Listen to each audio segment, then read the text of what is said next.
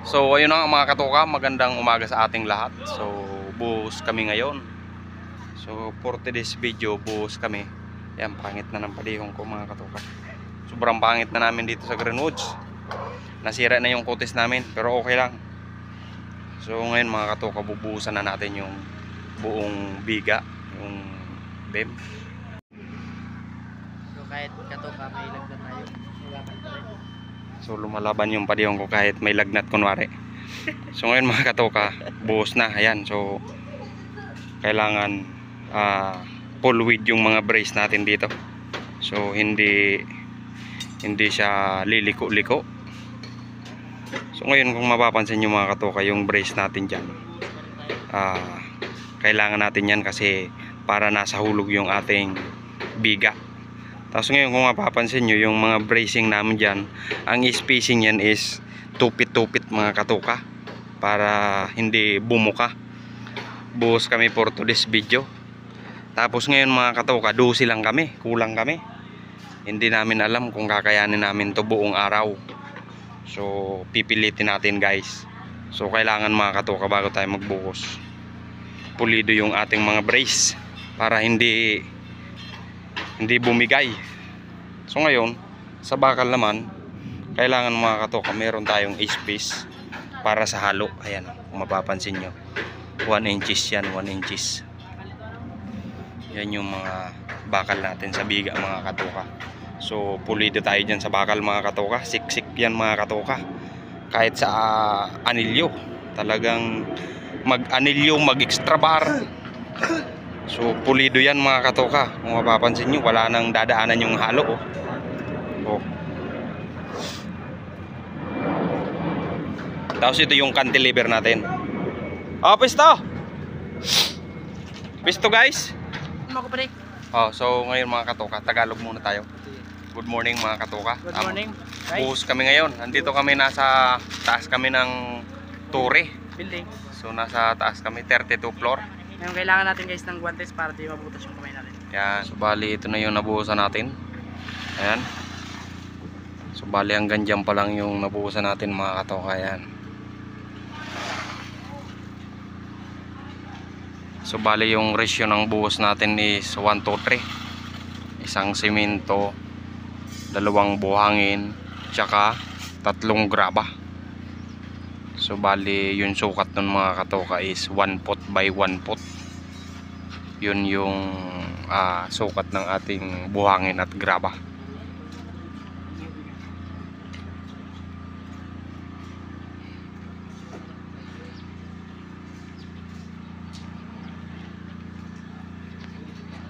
Buhos na lang yan mga katoka, paikot. So bali napormahan na yan lahat. So tamang high lang ang ating kumpare. Ayan. So bali maganda yung panahon ngayon, malilim.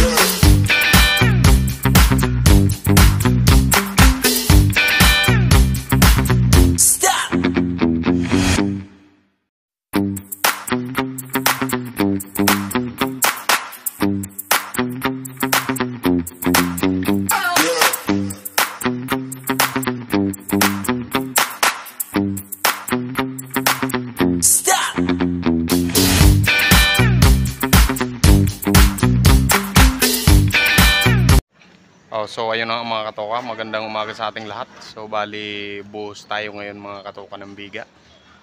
Ayan. So bali tatapusin lang namin to ngayong biga kasi hindi namin natapos kahapon. Ayan. So bali ito pa lang nabuhusan namin mga katoka. Ayan. Simula diyan papunta ron hanggang doon sa dulo. Tapos ngayon itong banda rito meron na rin. Tapos diyan. So ngayon mga katoka, ito na lang. Dito namin pinutol sa may poste papunta ron sa may paeskwela hanggang dito rin sa may poste. So kailangan mga katoka, pag nagputol tayo ng buhos, kailangan sa poste. So hindi muna namin pinuno yung poste para sa susunod na buhos ay kakapit pa rin yung biga natin sa poste. Kakapit pa rin yung buhos natin mga katoka sa poste. Ayan.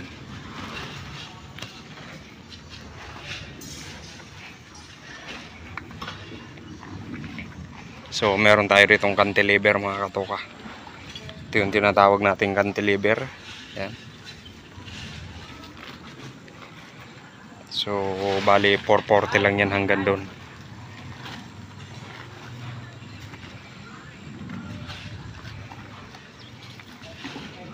So kailangan siksik tayo sa forma para sigurado yung ating pagbuhos.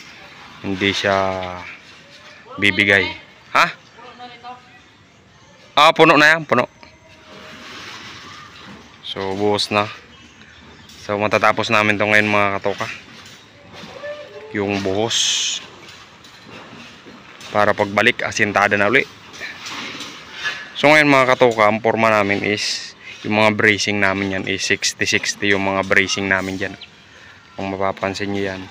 Tapos yung paggawa namin ng forma is continue na yung mga kukulamber para hindi sayang yung mga kukulamber natin.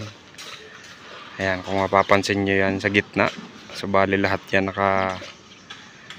naka horizontal na mga katoka. So ito yung update ng ating buhos sa Greenwoods mga katoka. Konting kaimbot na lang to. Tapos ngayon magpe-precast kami rito. So bali ang mixture pala ng halo namin mga katoka is 1, 2, 3. Katoka, isang simento, 2 buhangin, 3 graba, 1, 2, 3. So ngayon ang sukat namin sa buhangin at graba is 1 foot by 1 foot. Yun yung tamang sukat ng buhangin graba mga katoka. So kailangan gagawa kayo ng kung merong plywood, 1 foot by 1 foot, 30 by 30 cm, yung tamang sukat ng ratio ng 1 to 3 mga katoka. Yan. So ngayon pag sa timba naman is hindi natin gaano pupunuin yung timba. Kailangan 4 na timba, tapos 4 na timbang buhangin, tsaka 6 na timbang graba. So nakasukat yun mga katoka sa 30 by 30 cm. Yan. So bali yan muna yung update natin dito mga katoka. Tapos ngayon mga katoka, kung mapapansin nyo, meron tayong mga nakaabang ng dawil para sa asintada. Tapos ngayon itong 2 bakal naman na to, ito is yung para sa precast yan. So bali precast kami rito mga katoka. Ito yung abang sa tapping ng flooring. Ibebend lang namin yan papunta dito, tapos papunta ron. So bali gigit na rito yung precast mga katoka. Dito yung magtatagpo yung precast. Kasi yung precast natin is pagdating sa biga, dun yung putol. Hindi kayang largo hanggang dulo to dulo. So bali bawat biga ay may dugtong na precast.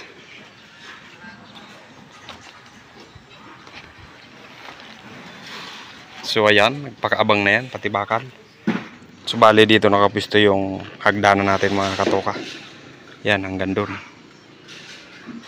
Tapos yung abang ng kapitan ng hagdan natin is Bali may option pa yan, kaya hindi muna natin nilagyan ng biga. Bali nilagyan ko lang ng abang ng mga katoka, 16mm. So bali ayun na nga mga katoka, tapos na yung buhos natin sa biga. So lahat na yan nabuhusan mga katoka. So natapos rin tayo. So ngayon mga katoka, ito lang muna yung update natin dito sa Greenwoods project. So bali sa susunod mag-aasintadan na tayo dyan mga katoka at mag-flooring. Thank you.